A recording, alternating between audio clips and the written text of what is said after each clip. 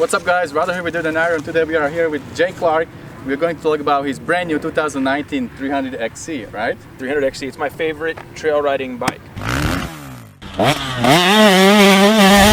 So when did you get it?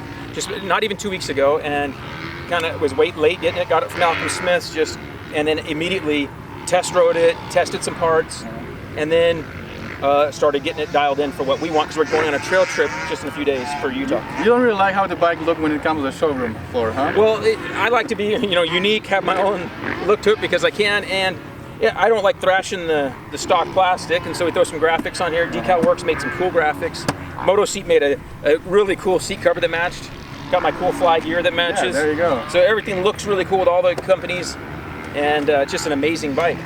You guys, he put a lot of aftermarket stuff on the bike, so I want to ask him about all these little things, and we're going to show it to you one by one in the details as we talk about it. So Jay, what are the most important mods you put on this bike and why? So first thing would be the suspension. We went through the suspension. The rear shock's a bit soft for most people, and I'm losing some weight, but so even me. Yeah, I noticed. Yeah. So, and then factory connection went through the suspension, dialed that in for us. Up front here, we got our Works connection bits throughout, and on the rear chain blocks, they're new, updated for KTM and Husqvarna. Got wraparound handguards. Renthal 603 fat bars are a little taller than the stock bars. We got those on there. Cooling, ICW strengthened up the radiators, added a high pressure radiator cap, and we got the IMS catch can in there. Up front, we got the Tusk oversized front rotor to even give us more stopping power. Got the Dunlop tires, AT81 front, and then the most amazing tire that you're gonna love. You haven't got to run with this yet. This is a gummy bear tire. Yeah, so it's an Enduro Cross tire. Also, we will run a trials tire if we don't have these, but these you can get for about $100 to $120 through good shops out there.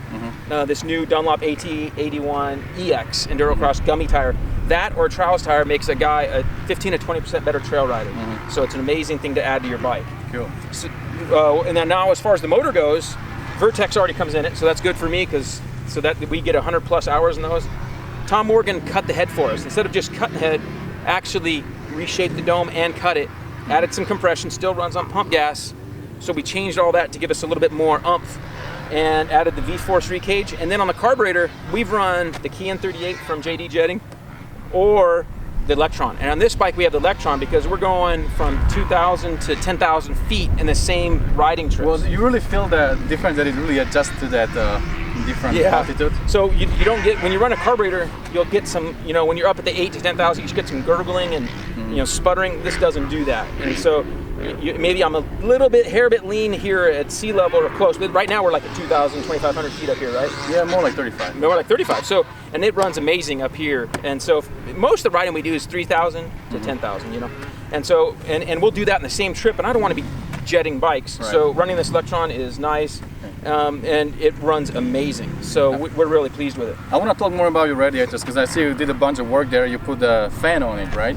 Yeah, we have a fan, and you're my fan too. Yeah, of course. So we put a fan to keep this thing extra cool. These bikes don't get as hot as, say, 4-strokes on the tight trails, but we want to be ultra cautious. We add the fan, the cooling catch can, high temp radiator cap. We want this thing to really not ever leak. That's the Trail Tech, the fan that you can set on different temperatures. So what is a good setting for a 2-stroke? I think we're around 180 on these, 175, 180. If we have them any lower, then the things are kicking on every time you stop to talk to your buddy. Spencer's yelling at me and I can't hear him, and so we dial them up a little bit. So when you ride it on the, let's say, first, second gear technical tight stuff, how often does it come on? Not too much. Only when you stop, maybe, or if you're doing it for a long period of time in some really tight stuff and you're holding the clutch a lot. So it's really going to help you when you're, say, stuck somewhere, and you're stuck and you're having to really try hard to get it out. Right.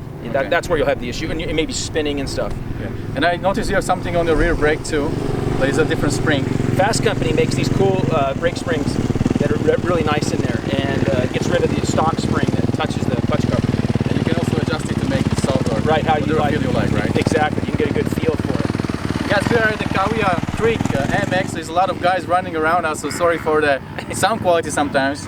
But yeah, they are gone now. So next mod, what do you have there? So we got the Enduro Engineering makes a really cool case guard and piece. We had to modify it a little bit to fit the 19. We put a skid plate off a 17, 18 that we had to cut it to make it fit because no one has a 19 skid plate. IMS doesn't have a large tank for this yet, so I'm probably gonna have to carry fuel on one of our rides. Most of the rides we do, this is fine, but there's one ride where we're probably gonna do. The Electron should help, right, with MPG? Yes, too. but I'm gonna be cautious and carry some fuel just to be cautious. And then once we get it down here, I dump the fuel in and get it off my back, dump it in, and then we're done. So I'll add that. We cut open the air box on this side where your finger goes through. We got our uni filter in here. We got our super sprocket. We went up one on the rear. I think with this motor mod, that's what we've been doing is one. I think we're gonna be able to run the stock gearing and go back to the 50 tooth. We have the TM Designs chain block. Bulletproof Designs makes a cool guard for the swing arm tabs to keep those things from breaking off. The super sprocket is a steel on aluminum to cut down on weight, but also last for a long time with an O-ring chain. Scar makes some really cool tie foot pegs. A Fastway, a linkage guard, and a disc guard.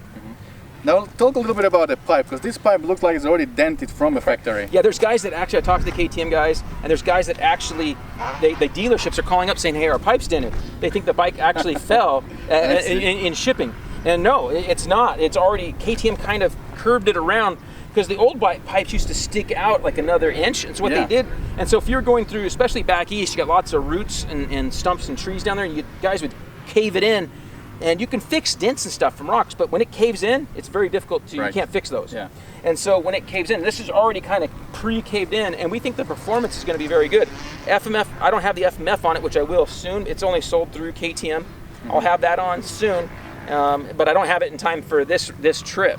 So we have the stock silencer, which works well, and then we'll put an FMF on there. The P3 guard fits this thing really nicely. They did a good job, and they did it really quick with the brand new bike. Yeah. And then there is some flat spot on the other side of the pipe. They did some weird tuning shapes to this pipe. I'll show you the details, guys. It really looked weird, but if it works, then it's much better, because it's just gonna save it that much more. Now, big question I have for you, Jay. Just give a couple $100 more, and you can get TPI 300, right? So why carbureted 300? Well, I mean, that's a good question. I mean, I think everybody's gonna be like, why don't you just get a fuel injected one? You put all that money in getting a carb, doing this other stuff. But there's a few things. First of all, we like this bike better for a few reasons, because the XC transmission we think is better than the XC-W. The XC-W is a wide ratio transmission. We feel like we're always in the wrong gear, and you can't do much with changing the gearing to fix that. The gaps are really big. So what we do, we like this bike. This bike comes with an AER 48 air fork, which we just love this fork. Comes with a linkage, which the KTM version does not come. It's a PDS bike. It doesn't come with linkage. So we get the updated chassis, and we feel like this bike with a Kian, or in this case Electron, with Electron on here, we feel like this bike will run better than a TPI bike. And the TPI bikes we've ridden, nothing against them, they just feel a bit weird. They're a little bit weird feeling, and this is predictable, and I like the way it feels. Now, I think the TPI will be the future and will be on XCs, but it's probably going to be a little while. Once it is, that's what we'll have to do. Right. And I'm not saying that I won't ride a TPI XC someday, but until it's on an XC, I'll probably stick to these, because I think you get a better bike. And I think a TPI is going to be really good for a lot of guys. But if you're more of a hardcore guy, more of an XC guy, I think you're going to be disappointed if you go XC-W route and get the TPI. So that's my thoughts on that, and that's why I didn't do it. And you can see I spent a bunch of money buying this, and then a bunch of money modifying it. But it's still, to me, I think it's the best thing for us. Jay keeps pushing me to take this thing home for a few days and ride it. So I guess I'm gonna do it. So you're gonna see it next couple of days in my garage. We'll go through some little details. We'll take you to my usual trails, and want to tell you what I think about this bike. Well, I think the best way to test it is to test it on the same trails you ride. Like if you rode it here, you're like, oh, I don't know, because you don't get it right. You don't ride these. There's just not that great of trails right close either, just a little bit. So if you can ride on your same trails, I think you're going to come off and go, that's pretty impressive. Yeah. So you'll be able to compare how your times are, how you feel comfortable compared to your other bikes. Right. All right, cool. Thanks, Jay. Have fun.